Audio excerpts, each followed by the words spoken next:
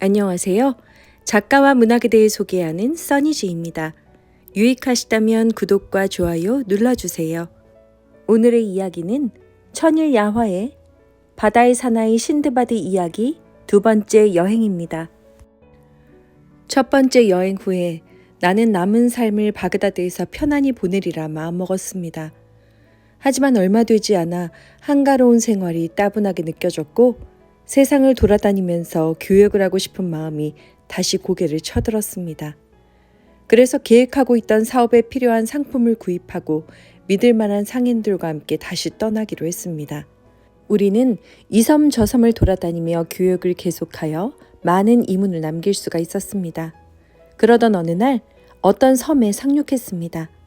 갖가지 종류의 과일나무들로 뒤덮인 곳이었는데 인간은 고사하고 사람 그림자 하나 얼씬하지 않았습니다. 우린 잠시 시원한 바람을 즐기기 위해 풀밭 사이 흐르는 시냇물을 따라 산책했습니다. 우리는 먹고 잠이 들었는데 얼마나 잤는지 모르겠지만 잠에서 깨어보니 배가 보이지 않았습니다. 정말 기절초풍할 노릇이었습니다. 정박해 있던 배가 온데간데 없이 사라져버렸으니까요. 난 황급히 일어나 사방을 둘러보았습니다. 하지만 나와 함께 섬에 내려왔던 상인들은 한 명도 보이지 않았습니다. 그제야 저 멀리 돛을 펼친 배가 떠나는 것이 눈에 들어왔습니다. 하지만 이미 너무 먼 곳에 있었고 잠시 후 배는 시야에서 사라졌습니다. 고통스러운 생각들이 혼란스럽게 뒤엉켰고 난 수없이 자신을 책망했습니다. 결국 저는 체념하고 모든 것을 하나님의 뜻에 맡기기로 했습니다. 그리고 이제 무엇을 해야 할지 알 수 없었으므로 그냥 옆에 서 있는 높다란 나무 위에 올라갔습니다. 거기서 사방을 둘러보면 무언가 희망을 가질 만한 것을 발견할 수 있지 않을까 해서였죠. 시선을 육지 쪽으로 돌려보니 뭔가 하얀 것이 눈에 띄었습니다.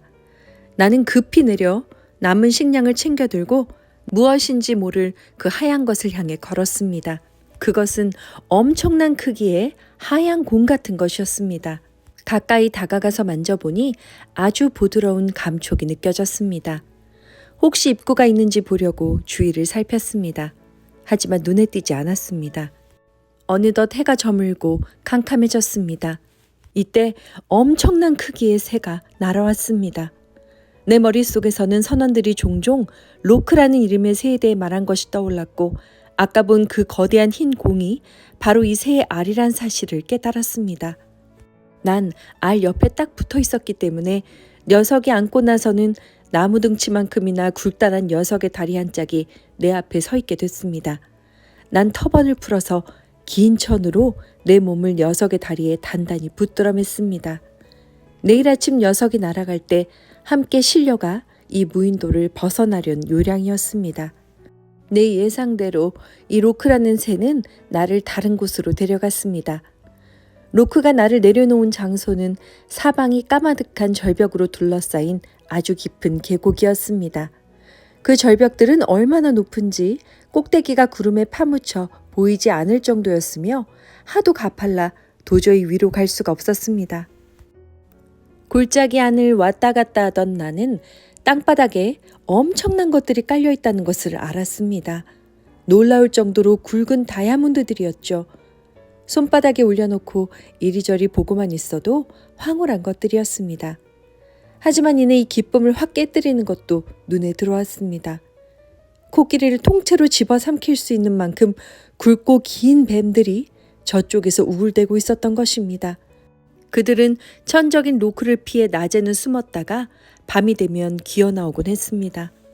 간신히 동굴에 몸을 피한 나는 남은 식량을 조금 먹고 나자 스르르 잠이 들고 말았습니다. 깜빡 잠이 들었던 나는 소스라치게 놀라며 깨어나게 됐습니다. 옆에서 뭔가 큰 소리를 내면서 떨어져 내렸던 것입니다. 자세히 보니 그것은 큼지막한 고기 덩어리였습니다. 동시에 절벽 위 여기저기에서 고기 덩어리들이 굴러 떨어지고 있는 게 보였습니다.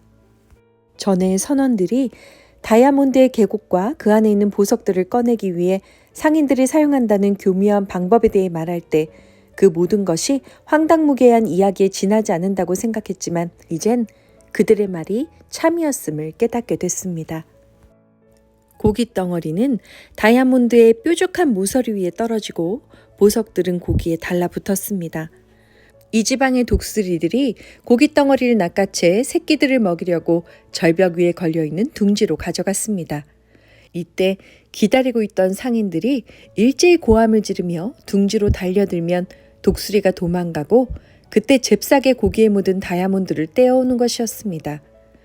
나는 눈에 들어오는 다이아몬드 중에 가장 굵직한 것들을 골라 식량을 넣고 다니던 가죽 전대에 가득 채웠습니다. 그리고 나서 터번을 풀어 큼직해 보이는 고기 덩어리를 내 등에 붙들어 맨 후 배를 아래로 향해 땅바닥에 엎드렸습니다.